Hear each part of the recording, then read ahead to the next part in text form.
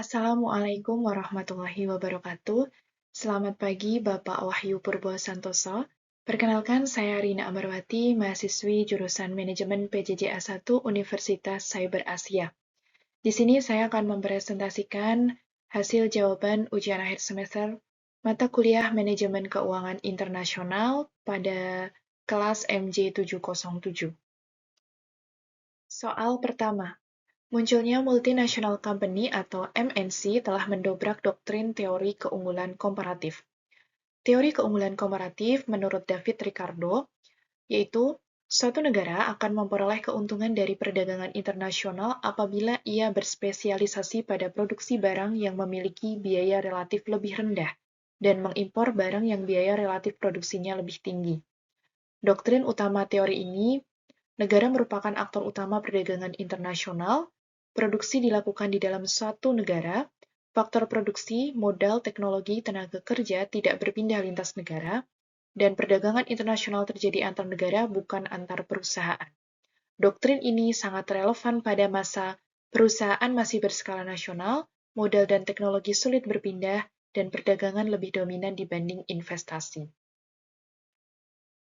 Perkembangan ekonomi global modern ditandai oleh integrasi pasar keuangan global, liberalisasi perdagangan dan investasi, kemajuan teknologi, transportasi dan komunikasi, munculnya perusahaan multinasional atau MNC sebagai pengendali modal dan teknologi. MNC telah mendobrak doktrin teori keunggulan komparatif klasik. Argumennya adalah, yang pertama, keunggulan komparatif berpindah dari negara ke perusahaan. Produksi tidak lagi terpusat di satu negara atau global value chain, investasi langsung atau FDI menggantikan perdagangan antar negara, mobilitas faktor produksi menghapus asumsi dasar Ricardo, dan negara bukan lagi unit analisis yang paling relevan. Argumen yang pertama yaitu keunggulan komparatif berpindah dari negara ke perusahaan. Dalam ekonomi modern, keunggulan tidak lagi semata ditentukan oleh sumber daya alam atau tenaga kerja suatu negara. Keunggulan justru ditentukan oleh teknologi, modal, manajemen, inovasi, dan jaringan global. Semua faktor ini dikuasai oleh MNC, bukan oleh negara secara langsung. Keunggulan komparatif tidak lagi melekat pada negara, melainkan pada perusahaan multinasional. Hal ini secara langsung bertentangan dengan doktrin utama Ricardo yang menempatkan negara sebagai pemilik keunggulan. Argumen yang kedua, produksi tidak lagi terpusat di satu negara atau global value chain. Teori keunggulan komparatif mengasumsikan bahwa satu barang diproduksi sepenuhnya di satu negara. Sedangkan fakta modern menunjukkan produksi satu barang tersebar di banyak negara. Research and development di negara maju, produksi komponen di negara berbiaya rendah, rakitan di negara lain, penjualan global. Fenomena ini disebut Global Value Chain atau GVC yang dijalankan oleh MNC. Tidak relevan lagi membicarakan keunggulan komparatif satu negara terhadap satu barang, karena barang tersebut merupakan hasil kolaborasi lintas negara di bawah satu perusahaan. Argumen yang ketiga, investasi langsung atau FDI menggantikan perdagangan antar negara. Doktrin klasik, perdagangan internasional terjadi melalui ekspor dan impor, sedangkan praktik modern menunjukkan bahwa MNC lebih memilih Foreign Direct Investment atau FDI.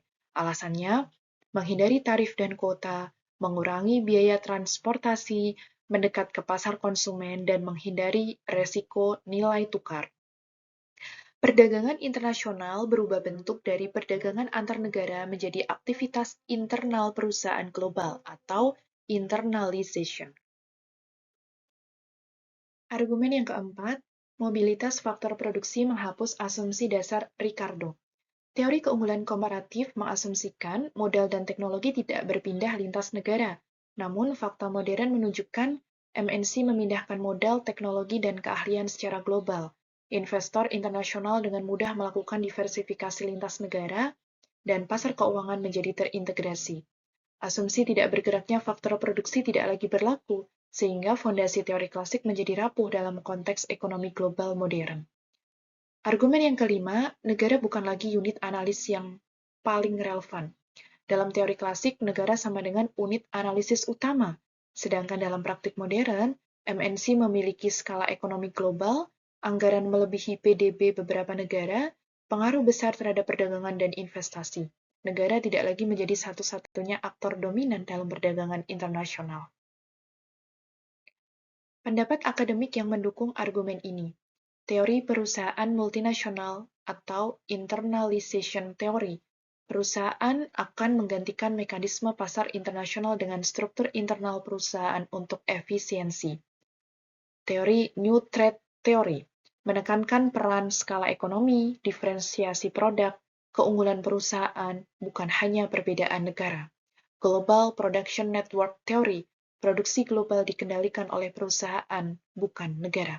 Kesimpulan, argumen bahwa MNC telah mendobrak doktrin teori keunggulan komparatif dapat dibenarkan, karena yang pertama, keunggulan berpindah dari negara ke perusahaan, yang kedua, produksi bersifat lintas negara atau global value chain, yang ketiga, FDI menggantikan perdagangan antar negara, yang keempat, faktor produksi sangat mobile, yang kelima, negara bukan lagi aktor ekonomi tunggal. Namun, penting ditegaskan bahwa teori keunggulan komparatif tidak sepenuhnya salah, tetapi tidak lagi cukup untuk menjelaskan dinamika ekonomi global modern tanpa memasukkan peran MNC. Soal kedua, proses ekspansi bisnis ke mancanegara yang umumnya dialami oleh perusahaan global. Mengapa perusahaan melakukan ekspansi ke mancanegara? Integrasi ekonomi global, kemajuan teknologi, dan liberalisasi perdagangan mendorong perusahaan untuk memperluas pasar, menekan biaya produksi, meningkatkan daya saing, dan mendekatkan diri ke konsumen global. Namun, ekspansi internasional tidak dilakukan secara instan, melainkan melalui tahapan bertahap untuk mengelola risiko, biaya, dan ketidakpastian pasar luar negeri. Prinsip dasar ekspansi internasional perusahaan. Semakin tinggi tingkat keterlibatan internasional perusahaan, semakin besar kontrol dan potensi keuntungan, tetapi juga semakin tinggi resiko yang dihadapi. Oleh karena itu, perusahaan biasanya memilih jalur bertahap dari resiko rendah ke resiko tinggi. Tahapan umum proses ekspansi bisnis ke mancanegara. Tahap pertama, ekspor atau exporting. Karakteristik utama, tahap paling awal dan paling sederhana. Perusahaan memproduksi barang di dalam negeri, produk dijual ke pasar luar negeri melalui distributor atau agen. Alasan memilih ekspor, resiko rendah, tidak membutuhkan investasi besar, cocok untuk uji pasar internasional. Keterbatasan, biaya transportasi dan tarif impor, ketergantungan pada perantara, kontrol terhadap pasar relatif rendah. Makna strategis, ekspor berfungsi sebagai langkah awal internasionalisasi, bukan tujuan akhir. Tahap kedua, licensing and franchising. Licensing. Perusahaan memberikan hak penggunaan teknologi, merek, atau proses produksi, umum di sektor manufaktur dan teknologi. Franchising, umum di sektor jasa, restoran, hotel, retail. Perusahaan induk menetapkan standar operasional. Keuntungan, ekspansi cepat, modal relatif kecil, resiko finansial lebih rendah dibanding FDI, resiko kehilangan kontrol kualitas, resiko pembajakan teknologi atau merek. Makna strategis, tahap ini cocok untuk perusahaan yang ingin tumbuh cepat tanpa komitmen modal besar. Tahap ketiga, pembukaan kantor perwakilan atau cabang di luar negeri. Ciri utama, perusahaan mulai hadir secara fisik di negara tujuan. Fungsi utama, pemasaran, distribusi, dan layanan purna jual. Keuntungan, lebih dekat dengan konsumen, pemahaman pasar lokal meningkat, brand awareness lebih kuat, resiko, biaya operasional meningkat, terpapar regulasi lokal. Makna strategis, tahap ini menunjukkan komitmen yang lebih serius terhadap pasar internasional. Tahap keempat, Foreign Direct Investment atau FDI. Tahap paling maju dalam ekspansi internasional. Bentuk FDI, mendirikan pabrik baru, atau Greenfield Investment, mengakuisisi perusahaan lokal, merger and acquisition. Keuntungan, kontrol penuh terhadap produksi dan distribusi, efisiensi biaya produksi, akses langsung ke pasar dan sumber daya lokal. Resiko politik dan regulasi, resiko nilai tukar, dan resiko ekonomi makro negara tujuan. Makna strategis, FDI mencerminkan transformasi perusahaan nasional menjadi perusahaan multinasional atau MNC. Faktor yang mempengaruhi pilihan tahap ekspansi. Perusahaan tidak selalu harus melalui semua tahap. Pilihan strategi dipengaruhi oleh ukuran dan kekuatan modal perusahaan, karakteristik produk, resiko politik dan ekonomi negara tujuan, hambatan perdagangan, tarif dan non-tarif, strategi jangka panjang perusahaan. Pendekatan teoretis yang mendukung proses bertahap. Uppsala Model, Internationalization Process Model. Perusahaan melakukan ekspansi secara bertahap seiring meningkatnya pengalaman internasional. Internalization Theory, perusahaan memilih FDI ketika transaksi melalui pasar dianggap tidak efisien. Electric Paradigma atau Olive Framework, ekspansi dipengaruhi oleh ownership advantage, location advantage, dan internalization advantage. Kesimpulan, proses ekspansi bisnis ke mancanegara yang umumnya dialami perusahaan global bersifat bertahap, dari resiko rendah ke resiko tinggi, strategis, menyesuaikan modal, resiko, dan tujuan, evolutif, seiring bertambahnya pengalaman internasional, dimulai dari ekspor, licensing or franchising, kantor perwakilan, hingga foreign direct investment atau FDI. Pada sistem mata uang mengambang terkendali, dapatkah kurs berfluktuasi tinggi? Sebelumnya kita bahas pengertian sistem mata uang mengambang terkendali. Dalam sistem mata uang mengambang terkendali atau Managed Floating Exchange Rate, nilai tukar dibentuk oleh mekanisme pasar, yaitu permintaan dan penawaran valuta asing. Tidak ada nilai kurs resmi yang dipatok secara tetap, namun bank sentral tetap melakukan intervensi bila fluktuasi kurs dianggap berlebihan atau membahayakan perekonomian. Dengan kata lain, sistem ini adalah kombinasi antara fleksibilitas pasar dan peran kebijakan pemerintah. Dapatkah kurs berfluktuasi tinggi? Ya, kurs dalam sistem mengambang terkendali dapat berfluktuasi cukup tinggi, tetapi tidak sebebas sistem mengambang murni. Penjelasan logisnya adalah, karena kurs ditentukan pasar, maka perubahan permintaan dan penawaran falas tetap menyebabkan fluktuasi. Namun, fluktuasi tersebut dibatasi oleh intervensi bank sentral. Mengapa fluktuasi tetap terjadi dalam sistem terkendali? Karena yang pertama, arus modal internasional. Masuknya modal asing mengakibatkan mata uang menguat. Keluarnya modal asing mengakibatkan mata uang melemah. Arus modal sangat sensitif terhadap suku bunga global, kondisi ekonomi internasional, dan sentimen investor. Alasan yang kedua, perbedaan inflasi dan suku bunga. Inflasi tinggi menyebabkan daya beli mata uang menurun dan menyebabkan kurs melemah. Suku bunga tinggi menyebabkan menarik modal asing dan mengakibatkan kurs menguat. Perubahan variabel ini sering terjadi secara cepat sehingga mendorong volatilitas kurs. Alasan ketiga, faktor psikologis dan sentimen pasar. Isu politik, krisis global, spekulasi pasar. Dalam sistem pasar terbuka, ekspektasi dan sentimen bisa menyebabkan kurs bergejolak meskipun fundamental ekonomi relatif stabil. Mengapa fluktuasi tidak dibiarkan terlalu tinggi? Inflasi meningkat. Ketika mata uang melemah, itu mengakibatkan harga impor naik. Kedua, beban utang luar negeri meningkat.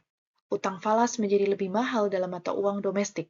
Yang ketiga, ketidakpastian dunia usaha. Perusahaan sulit merencanakan biaya dan harga. Dan yang keempat, menurunnya kepercayaan investor. Bentuk intervensi bank sentral dalam sistem terkendali. Untuk mencegah fluktuasi berlebihan, bank sentral dapat melakukan intervensi pasar valuta asing, menjual cadangan devisa saat mata uang melemah, membeli valuta asing saat mata uang terlalu menguat. Yang kedua, kebijakan suku bunga, menarik atau menahan arus modal. Yang ketiga, kebijakan komunikasi atau forward guidance, mengelola ekspektasi pasar. Intervensi ini tidak bertujuan menetapkan kurs tertentu, tetapi menjaga stabilitas. Kesimpulan, kurs dalam sistem mata uang mengambang terkendali dapat berfluktuasi cukup tinggi karena dipengaruhi mekanisme pasar. Namun, fluktuasi tersebut tidak sebebas sistem mengambang murni karena bank sentral tetap melakukan intervensi, tujuan utama adalah stabilitas ekonomi, dan fluktuasi ekstrim dianggap berbahaya bagi inflasi, investasi, dan dunia usaha. Dengan demikian, sistem mengambang terkendali adalah kompromi antara fleksibilitas pasar dan stabilitas ekonomi. Soal yang keempat, alasan manajer keuangan perusahaan dan investor berkepentingan dengan neraca pembayaran atau balance of payment suatu negara. Apa itu neraca pembayaran atau balance of payment, catatan sistematis seluruh transaksi ekonomi antara penduduk suatu negara dengan penduduk negara lain dalam periode tertentu. Transaksi tersebut meliputi perdagangan barang dan jasa, pendapatan dan transfer, arus modal dan investasi. Dalam manajemen keuangan internasional, BOP dipandang sebagai cermin kesehatan ekonomi makro suatu negara. Mengapa neraca pembayaran penting bagi manajer keuangan dan investor? Manajer keuangan perusahaan dan investor tidak hanya melihat kondisi internal perusahaan, tetapi juga kondisi ekonomi negara tempat mereka beroperasi atau berinvestasi. Bahasan pertama, BOP sebagai indikator kesehatan ekonomi nasional. Surplus BOP menunjukkan negara memiliki penerimaan devisa yang lebih besar daripada pengeluaran. Defisit BOP menunjukkan ketergantungan pada pembiayaan eksternal.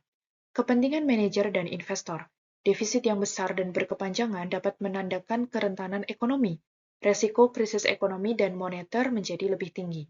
Manajer keuangan akan lebih berhati-hati melakukan ekspansi atau pembiayaan di negara dengan BOP yang tidak sehat. Investor juga akan menilai stabilitas ekonomi sebelum menanamkan modal. Yang kedua, BOP berpengaruh langsung terhadap nilai tukar. Hubungan BOP dan kurs.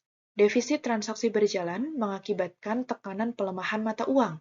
Surplus transaksi berjalan mengakibatkan kecenderungan penguatan mata uang. Kepentingan manajer keuangan.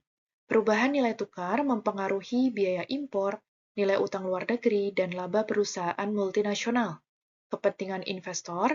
Nilai tukar mempengaruhi return investasi internasional. Pelemahan mata uang dapat mempengaruhi nilai keuntungan dalam mata uang asal investor. Oleh karena itu, BOP menjadi alat penting dalam manajemen risiko nilai tukar atau exchange rate risk. Bahasan yang ketiga, BOP sebagai indikator country risk. Country risk adalah risiko yang timbul akibat kondisi ekonomi, politik, dan keuangan suatu negara. Peran BOP mencerminkan kemampuan negara membiayai impor, membayar utang luar negeri, dan menjaga cadangan devisa. Bagi investor, negara dengan defisit BOP besar dianggap memiliki risiko gagal bayar lebih tinggi. Investor cenderung menuntut imbal hasil lebih tinggi atau menarik dananya. BOP menjadi dasar dalam penilaian kekayaan investasi suatu negara. Selanjutnya, BOP mempengaruhi kebijakan pemerintah dan bank sentral. Kondisi BOP sering mendorong pemerintah dan bank sentral untuk mengubah kebijakan suku bunga, melakukan intervensi nilai tukar, menerapkan kebijakan fiskal atau moneter tertentu, dan kepentingan manajer dan investor adalah kebijakan tersebut mempengaruhi biaya modal, akses pembiayaan, dan iklim investasi. Dengan memahami BOP, pelaku usaha dan investor dapat mengantisipasi arah kebijakan ekonomi. Selanjutnya, BOP sebagai dasar penentuan strategi bisnis internasional. Bagi manajer keuangan perusahaan, BOP digunakan untuk menentukan lokasi produksi, menyusun strategi pendanaan global, merancang kebijakan lindung nilai atau hedging. Bagi investor, BOP digunakan untuk menentukan waktu masuk dan keluar investasi, dan digunakan untuk memilih sektor dan negara tujuan investasi. BOP berfungsi sebagai kompas strategis dalam pengambilan keputusan lintas negara.